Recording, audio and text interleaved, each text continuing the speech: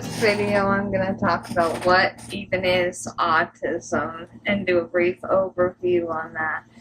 Autism is different for all kinds of people. It could mean that you don't speak at all, or you are high functioning and able to communicate. Autism is a neurological disability in which you have social anxiety, and socially there's a lot of cues you don't understand. You don't understand facial cues, you don't understand sarcasm, and a lot of things are taken literally if you have autism. For me, this also comes with a sensory integration disorder, which means that bright lights are really, really bright to me, and sounds are really, really loud to me that maybe other people don't notice. Like if you're sitting in a classroom or trying to study, maybe you wouldn't notice the pages turning on everybody's books or breathing or coughing, but I would notice those things, or if the air conditioning turns on. And it also means I have a lot of issues with touch and clothing. For me, I don't like touch. I don't like sensory vests. What I like is swinging and rocking, things like that. Sometimes I like cups that light up really bright because it gives me a chance to have my own sensory rather than everybody else's sensory and dealing with everything going on in the world. For me, it also means that I need a lot of routine, and I don't like change. Change is the worst thing for me in my day-to-day. I tend to have a higher IQ because I'm higher functioning, and I spoke and was able to communicate at the typical age. But when I did get to math and more abstract, such as like trigonometry and things like that, I did not understand it as well. And I was not very into group work when I came to school.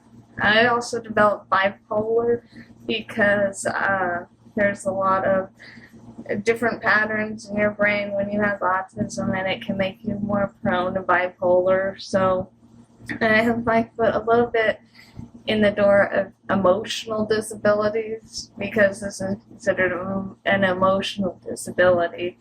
So I often struggled with anger and getting upset and frustrated. So I often would need to learn to meditate and stop what I was doing at the time with my anger and focus on how I felt before I actually talked about it and calming down, because I am not very good with my emotions.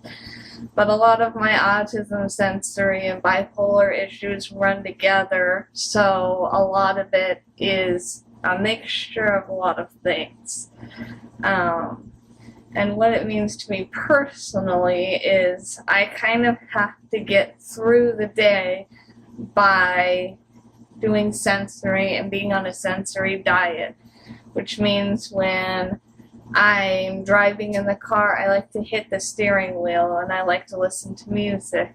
And when I get to work, I like to brush my arms with a sensory brush to get ready for the day and kind of rock in my chair before the day starts. And I like to turn off all of the lights in my office when I'm working. And nobody in the school is surprised anymore when they walk in and all my lights are turned off because they know how I am. And as a lot of times when it's the end of the day at work and I really need a break before I start lesson planning, I go out on the swings. No one is surprised to see me out there either at where I work.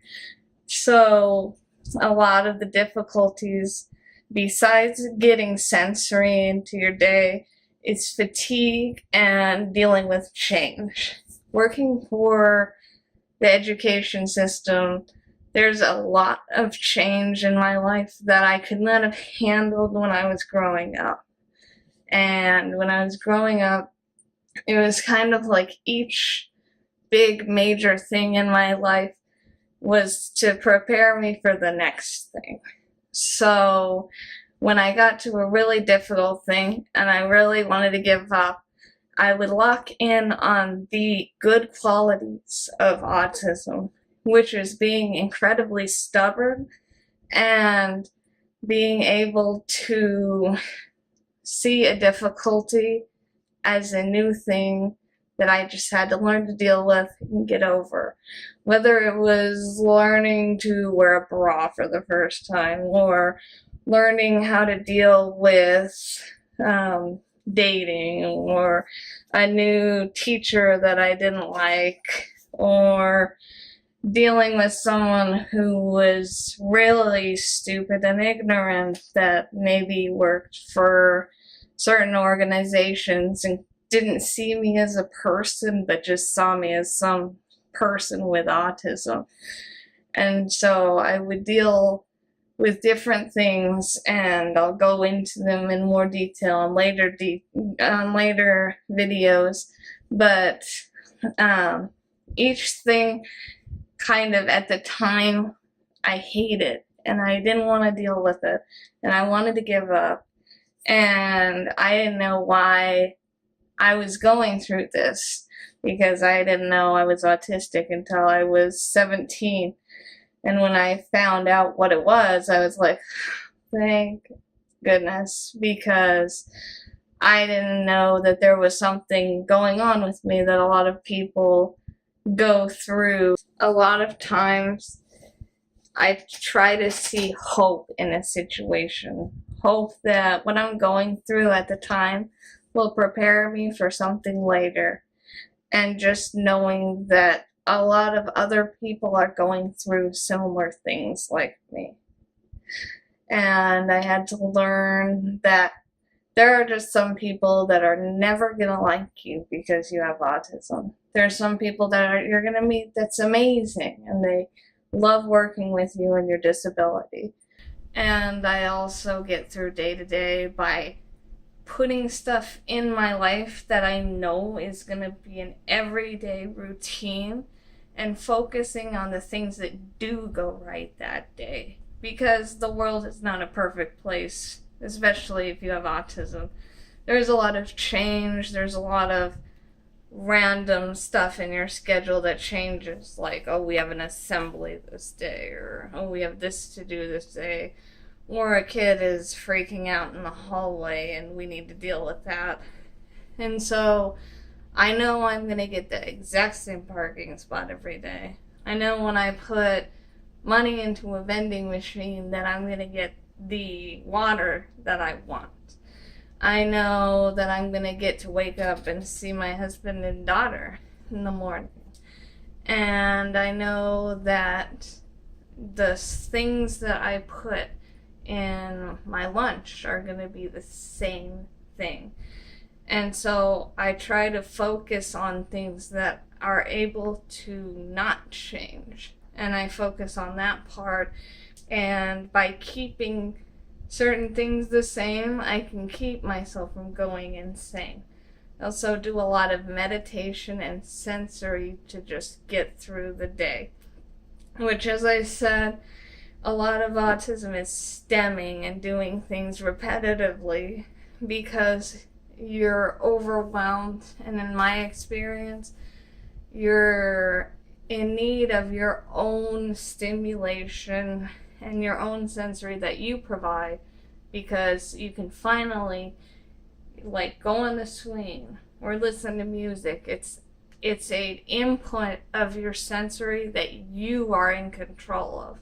Because a lot of autism is getting over the crippling anxiety that you deal with every day in a social situation, and all the sensory, and being able to push it back and breathe and get through the day knowing everything's not going to go my way, but everything's going to be okay, and I'll get through the sensory because of my diet, my sensory diet, and I will be able to function even though other people are different than me.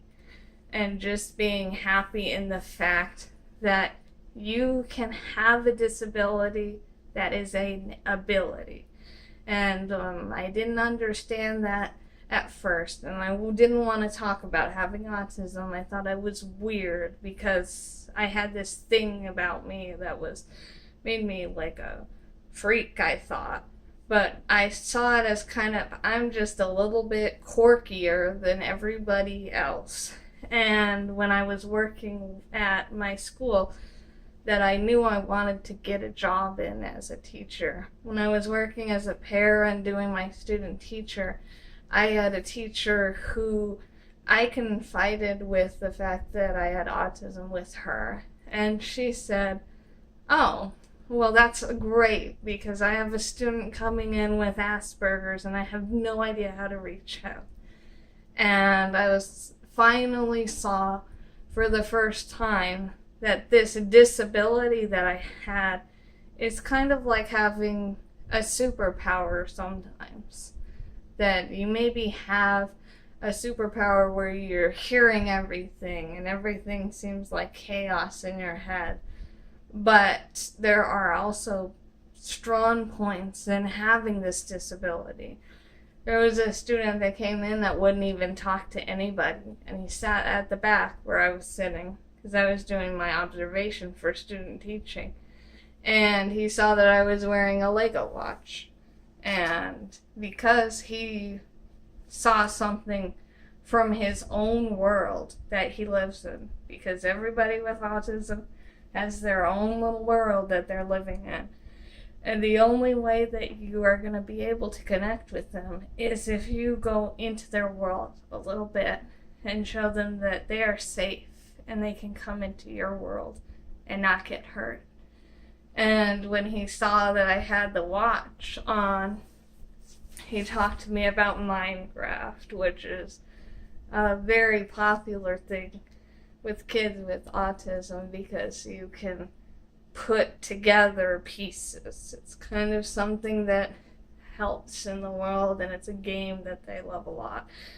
And so we were able to talk about that, and eventually, because he was able to talk to me, he was able to go back and sit at a desk in the back. And eventually, he ended up being one of the most popular students in the classroom. And all it really takes is to see that it's a scary world for the kids that I work with, for anybody with a disability, and they are constantly worried about rejection, and they live in their own world, which is an excellent world. It's a world full of journaling, getting your feelings out through pen. It's a world that makes sense with routine and rituals, and it's a lot of imagination and fun. But the minute that they step out of that world, it gets scary because they're not sure what's going to happen. So if you can use the abilities you have, then you can work in a setting with kids that maybe nobody else understands. And you're going to find that a lot of places you go to work at are not going to be a good fit with you, or a lot of schools that you go to are not going to be a good fit with you.